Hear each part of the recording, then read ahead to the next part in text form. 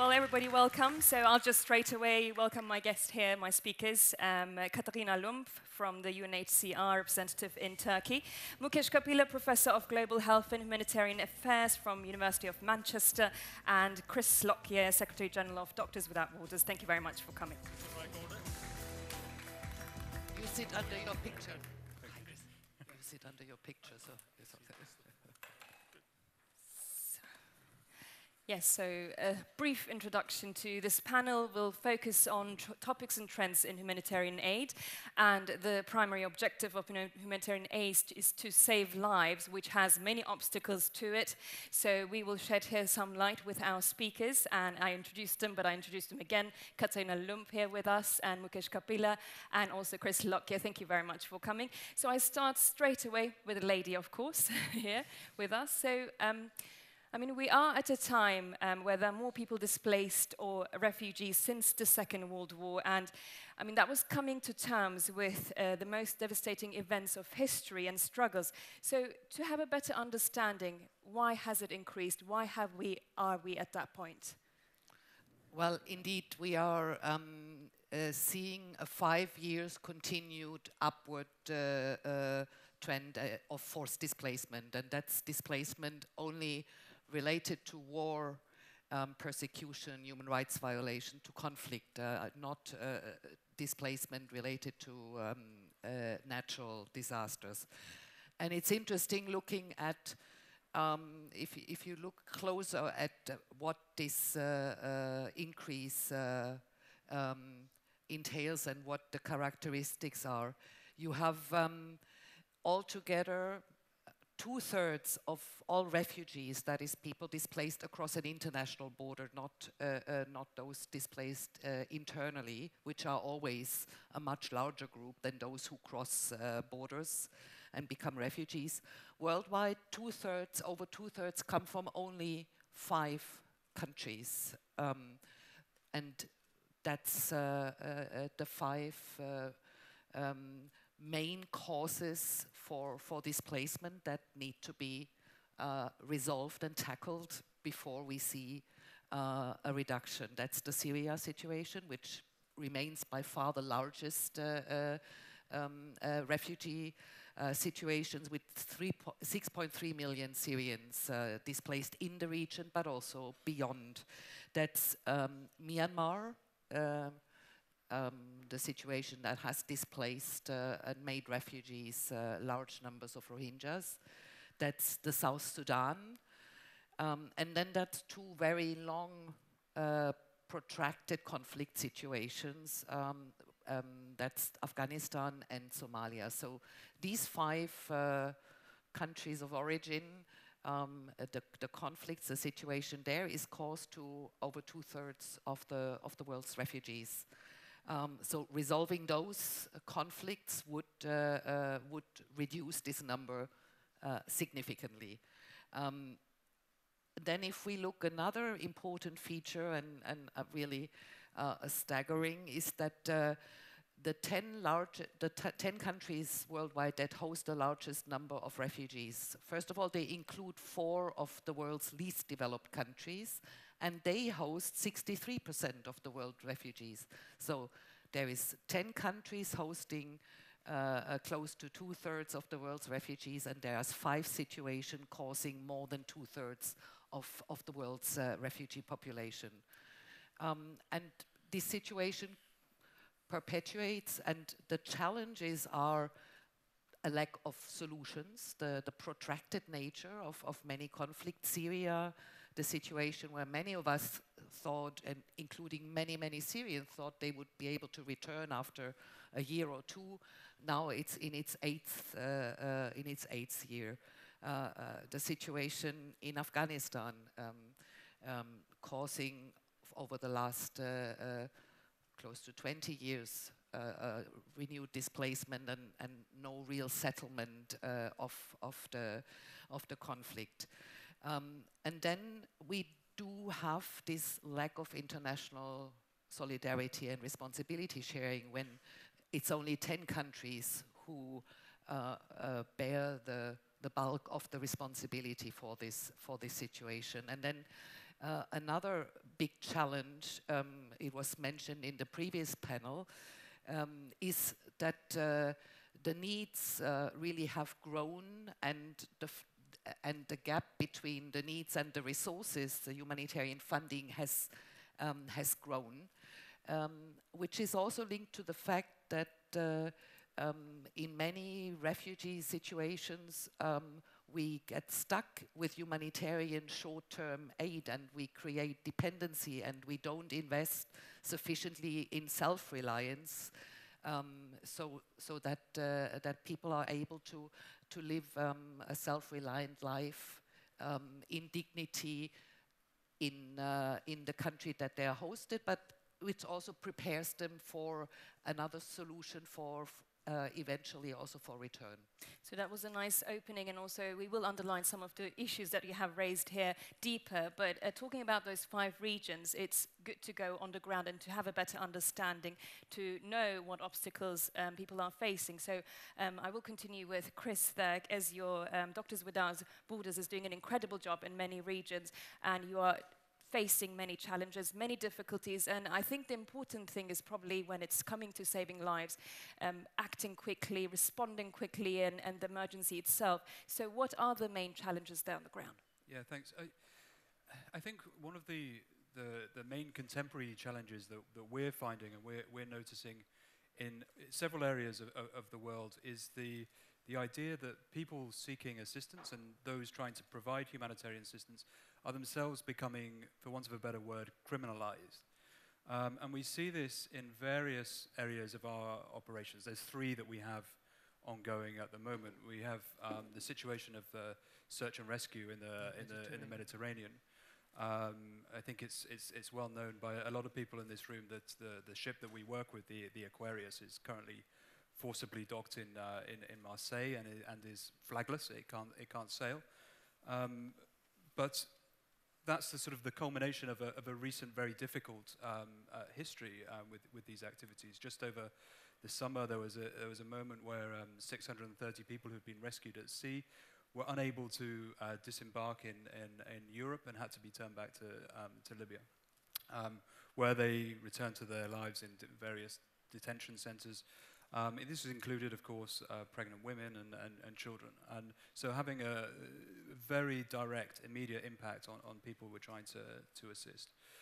There's also the case just a few weeks ago in Nauru, just off the coast of Australia, where we were asked to stop assisting people there when it came to, we were working with a mental health program. And the statistics are quite alarming in that a third of the people that we spoke to had said that they had actively had suicidal thoughts. So a really traumatic situation, people fleeing but then detained and no longer being able to seek refuge. Why were we stopped from operating? We were stopped from basically talking about this situation and exposing the situation for people seeking refuge off the coast of Australia. And the final example that I'll give is regarding it was just mentioned, the migrant caravan in Central America. And this is a very difficult problem to describe. It's something of people getting sort of trapped in a vortex between violence and hope on one hand, also trying to find a new life out of narco smuggling, but also looking at hope in terms of getting to the US. And many of these people are labeled as terrorists and criminals themselves, but many of them have no option other than to seek removal from their current situation. So it's not all voluntary. It's not all just economic by any means. And we're finding that both ourselves as a humanitarian actor, but people seeking assistance are becoming criminalized, and it becomes very difficult to act according to the humanitarian principles, according to a humanitarian impulse, when that act itself, the act of trying to care, is itself becoming criminalized. And taking from there, well, Mukesh Kapila, you said once in an interview that, I mean, the ones who bear the conflict most are the local doctors, local nurses, and the local people because they're there before the conflict, during the conflict, and after the conflict. So, for solutions, for local solutions, what could be more effective? Well, I think if I can approach it indirectly by saying first that the narrative of endless wars, increasing disasters, massively increasing needs, and therefore not enough resources to meet them is now becoming so familiar, so repeated as to become almost boring.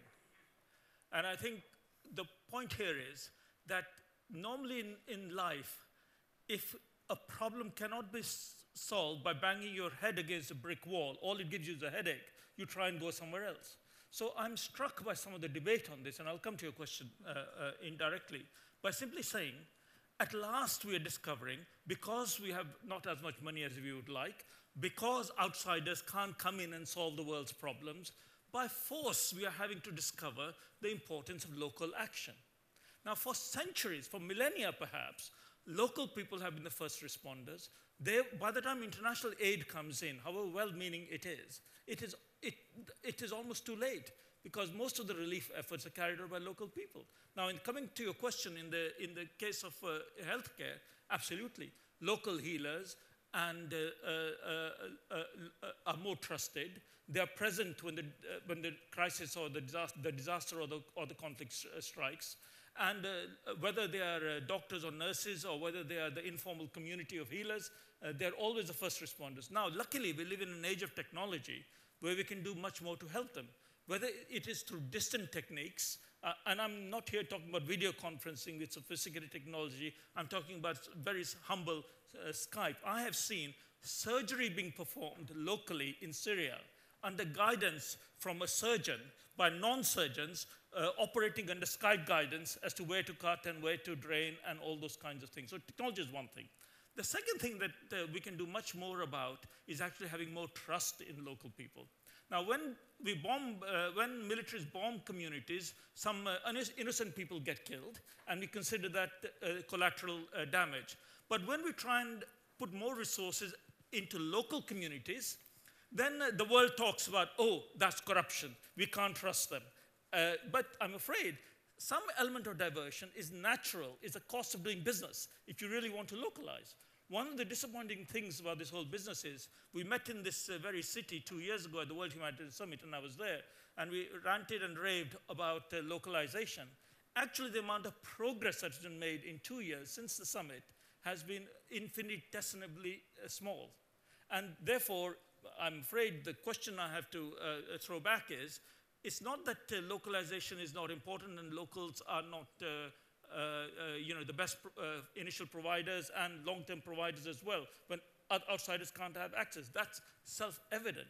But to really explore how come we are running a humanitarian system, a global humanitarian system, that is not just broke, as is often claimed, but is broken. Okay. Because it stops local providers. It stops, disincentivizes local carers in providing humanitarian relief. I think Katerina wanted to add something to the broke or broken system, but before coming to that, are you saying humanitarian players are not searching for local solutions yet? How can they? I mean, Turkeys don't vote for Christmas as expression. The global humanitarian system is reliant on a monopoly of major multi-billion-dollar institutions. And with due respect to my friends here, they belong to those institutions as well. And don't take this in a disrespectful way. When your whole livelihood and your system of working is reliant on a humanitarian monopoly of global institutions, and the gap between when you're sitting at the top on a high-level floor in Geneva or New York to where it is on the ground, even a telescope will not allow you to see. So I'm afraid it is time to be honest, if you like. Now let's come back to the Red Cross. After all, that's what we're here for, 150th anniversary of the Red Crescent here. And Kızılay has been at the foundation of the greatest of all humanitarian movements. Ultimately, what was the Red Cross Red Crescent system?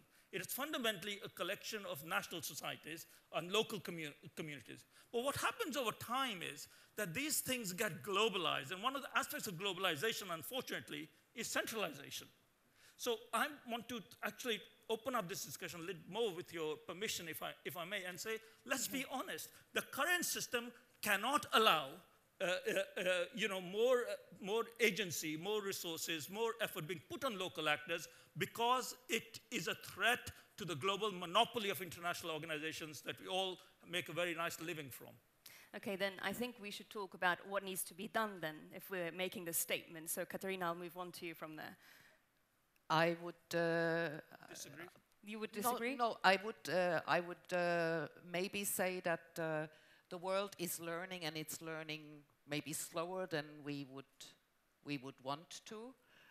But we do see, and we did see, not surprisingly, when the Syrian crisis moved beyond the region towards Europe, that there was all of a sudden a tension that was not there before, and there was,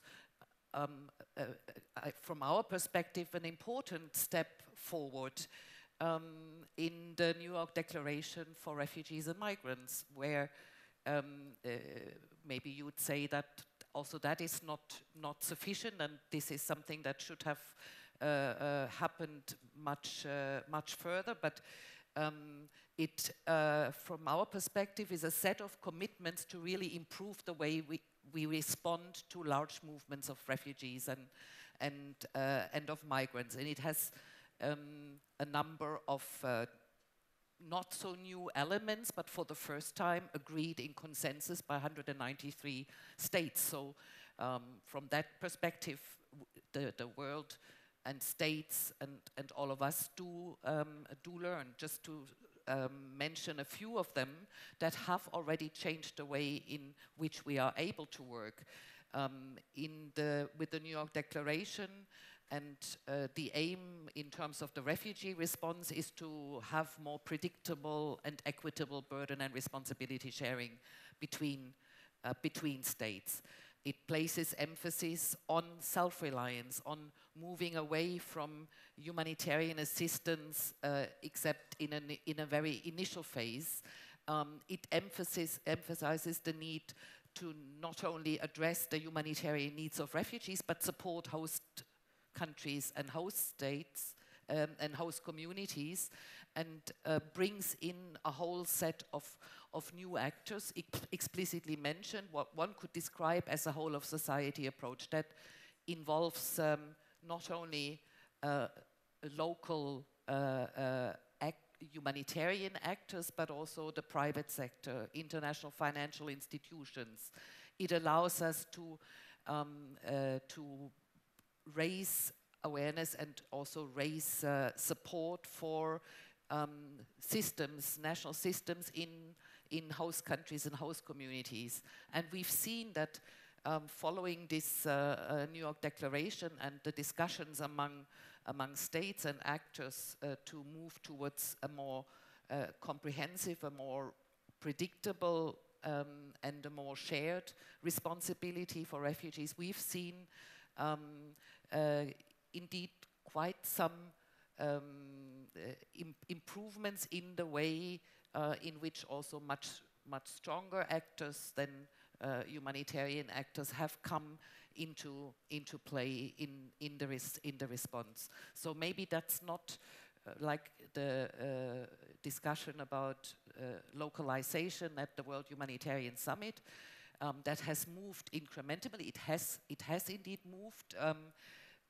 Maybe also the New York Declaration is a set of commitments that will need to prove its value moving forward. But it's an important step, and it's a consensus among all the member states of the United Nations.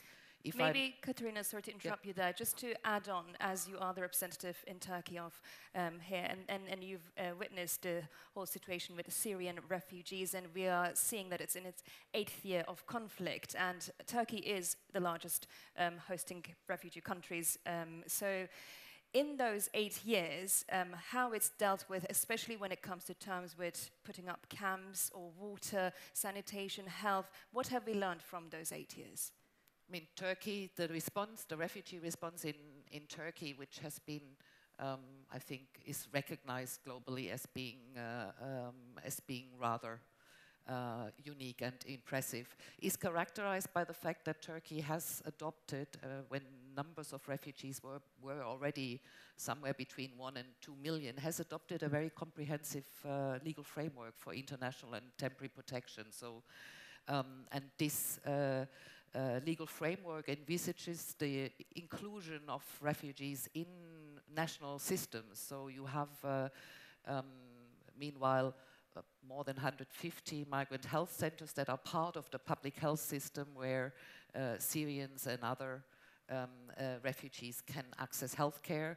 You have, meanwhile, more than 600, I think 80,000 Syrian children being enrolled in the formal education system here in Turkey. So Turkey's response is one of inclusion, and in fact the law envisages a very interesting principle, which is the principle of harmonization, which envisages that, in short, envisages an approach by which Turkish citizens and foreigners and refugees can live in harmony, and refugees are enabled to live independent of the assistance of third parties. So very much also in the vein of the New York Declaration, really an investment towards enabling self-reliance of refugees. Mm-hmm. And talking about refugees, well, Chris, from your experience on the ground there, looking at the victims, the people who actually suffer who are there, what about their traumas they're facing? What are the challenges there? What needs to be done? I think it's. I mean, I think it's important to look at whatever the crisis. I think it's very important to be undogmatic when we're looking at what people experience and what they face. And this is. Everybody's experience is unique from even within the same conflict, but I think in terms of what people are telling us in various conflicts is that increasingly fleeing itself is becoming harder. So going from a position of wanting to being scared enough to being frightened enough to want to actually move yourself and your family somewhere, they're finding more and more obstacles to doing that. It's a very difficult thing to generalize, so I feel a little bit uncomfortable in saying it. But there is increasingly, we find, a state control and sovereignty that is exercised, which is not allowing people to cross borders as freely as they would like, which then obviously compounds the situation. If you are scared enough to want to flee in the first place, and then you can't, that's, I mean, it's almost unimaginable, for me at least, to be in that situation where I want to move my family, and then I want to go to all that effort and I still can't. So I think that some of these dynamics are changing a little bit. I just wanted to respond a bit to the comments in terms of the narrative about the worst.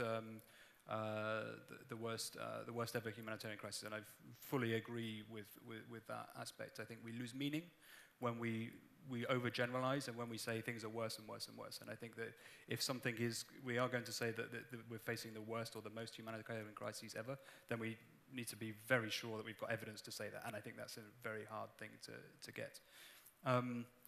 Just to pick up a little bit on the broken system narrative and the localization narrative. Well, the broken system narrative has been dogmatic and ongoing for many years as well. That itself is also not a new discussion.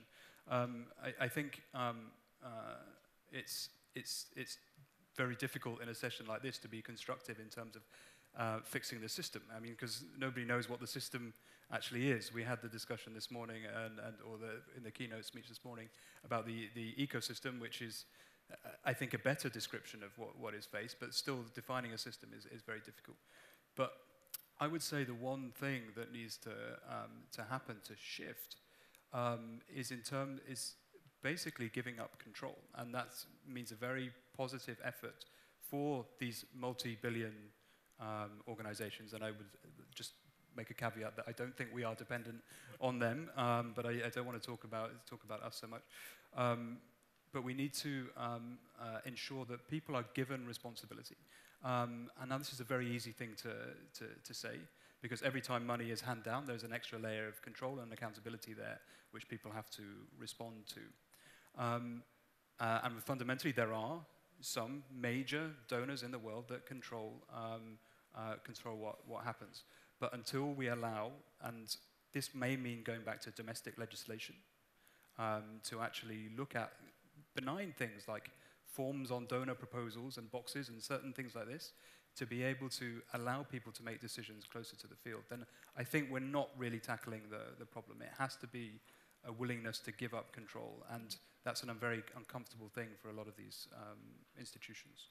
Okay, well, in 30 minutes, we have to discuss many obstacles and trends and topics, so we don't have enough time, I know that. But you talked also about the dynamics, so I will move on with dynamics of conflicts and change. And we are witnessing new forms of violence. So, Dr. Mukesh, even, chemical attacks today, how should the humanitarian players tackle and adapt to these changes, to these dynamics? I think, certainly, as you say, the patterns of conflict are changing. And I'm afraid the world at the moment is getting nastier and nastier. And this is going to remain for some time before the cycle turns again. Now, what struck me from the introduction when we heard about the history of Kızılay 150 years ago is the huge courage shown by humanitarians of that age and subsequent ages. And it's also struck me, I was reading just recently that last year was a record-breaking year for the number of journalists killed at the front lines of reporting, right? So from that grew a sad thought, and that is, are we as humanitarians becoming more cowardly? Somehow in today's world, we seem to think that humanitarianism is conducted by organizations, and it is often done in such a way as to actually minimize risk. So my answer to your question is that we need to rediscover our courage.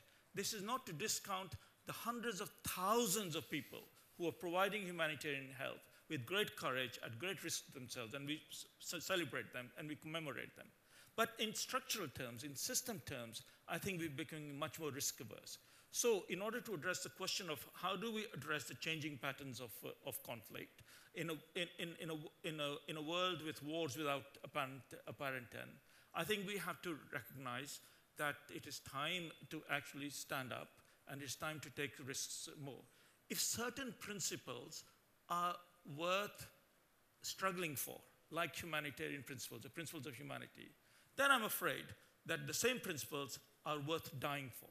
Now, that's a very harsh conclusion that I'm coming to, and I don't mean it quite like that. But what I mean to say is that if you really want humanitarians to respond adequately to the rising challenges in very confused and chaotic circumstances, then I'm afraid it's going to require sacrifice. It is going to require displays of courage and bravery that we have not yet seen in recent years, regardless of the individuals who are very definitely very courageous, and we've got many examples of that. So this is my answer. We need more courage, we need less risk averseness, and we need organizational adaptation that allows those risks to be taken by institutions and celebrates the individuals who are willing to sacrifice and to take this forward. Okay, I'll take that as your final remarks and have also Katarina Lums and Chris Locke's final remarks on this panel, as we only have a minute left. So, Katarina Lum. Very short. I do think that what is needed and what we have actually seen, we have seen it when these large movements of refugees arrived here, when they moved to other countries. What we've seen is solidarity between peoples and an outpouring of spontaneous volunteerism, and the whole societies who responded. So I think what we need in the face of the challenges and the increasing challenges is solidarity between states, to share responsibility and solidarity between peoples, and a culture and from politicians, from government that fosters that and that does not easily let it turn into politics and exclusion and the other. So Chris Lockyer. Thanks. I would end with a word of caution when it comes to looking at trends, particularly global trends, and the notion of global trends in themselves, because most of these trends manifest themselves very different locally and have very different solutions locally. And I don't necessarily mean at a village level, but it can be at a regional level or a country level as well. So my word of caution is really one about dogmatism and the comfort that we find ourselves in when we can paint a global trend without looking at how this manifests for people and for operations in a specific location. We can lull ourselves into a false sense of security if we say we have a global trend without local evidence. Well, thank you very much also. Chris Lockyer here with us, Secretary General of Doctors Without Borders, and Mukesh Kapila, Professor of Global Health and Humanitarian Affairs from University of Manchester, and Katerina Lump here with us, representative in Turkey of UNHCR. Thank you very much for joining us. Thank you.